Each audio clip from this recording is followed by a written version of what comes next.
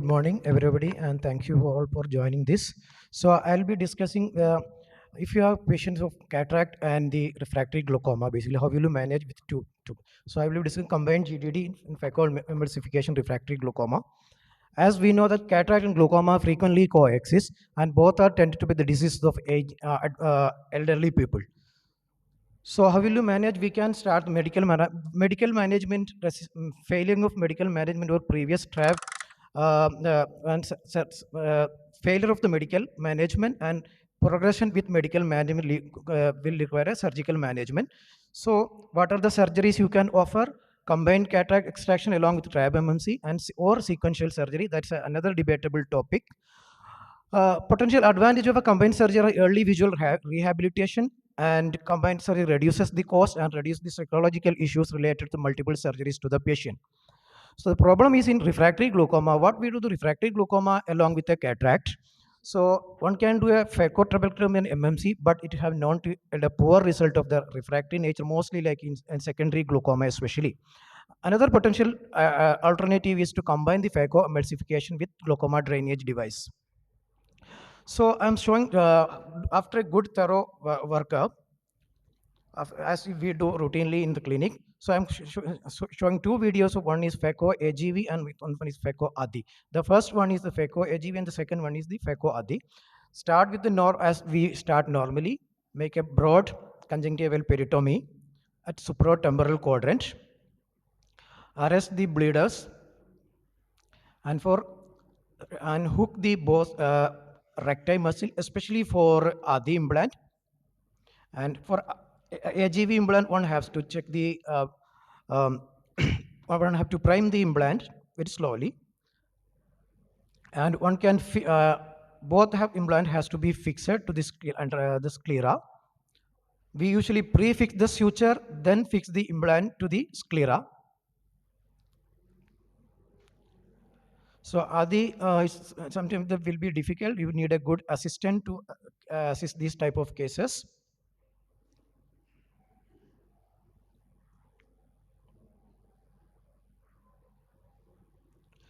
And once you fix the tube, now you can go with your cataract surgery. As we do routine, in the first case, there is synechia, so I record and mydriasis by using iris hooks. So whatever technique you feel like you can do, whatever chopping technique, whatever you are comfortable that can be used. Depends on case also. If it is soft, that we usually do a direct chop.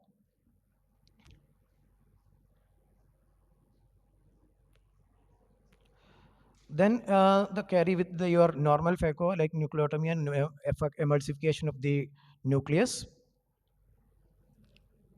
Once you finish the nucleus, go with hydrodissection as we usually do in routine cataract surgery. And be careful about the chamber because the already complicated cases most likely have synechia and have more chance for hypotony also. Then put the IOL. After putting the IOL, inflate the AC again with adequate amount of viscoelastic. Then make this scleral entry.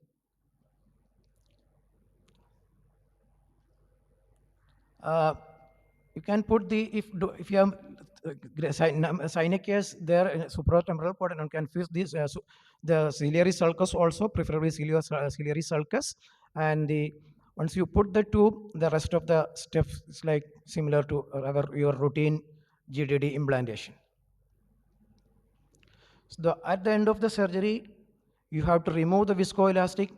Some people make the tunnel first before performing the cataract surgery and then leave the tube outside. Then after completing the phaco, we'll insert the tube.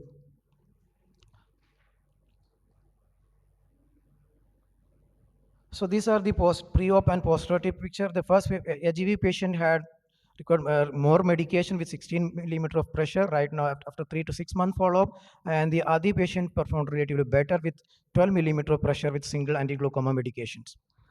So complications, as we know, more usual complications like hyphema, fibrin, shallow SE, and sometimes corneal edema, and all the complications related to GDD like tube exposure and patch graft exposure and plate up. These are the possible complications.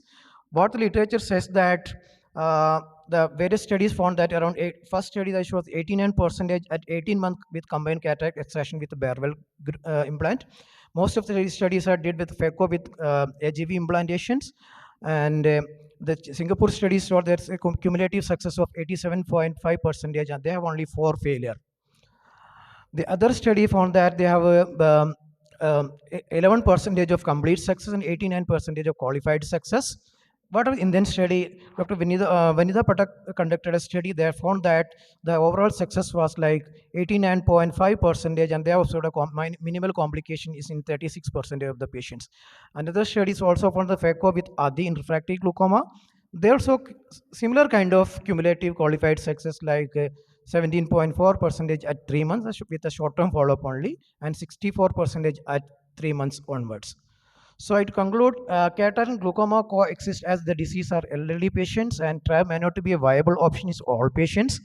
Can combine with phacoemulsification with GDD. Early visual rehabilitation is possible with combined surgery, and also the supporting evidence also suggesting as a relatively good outcome of these combined surgeries. Thank you.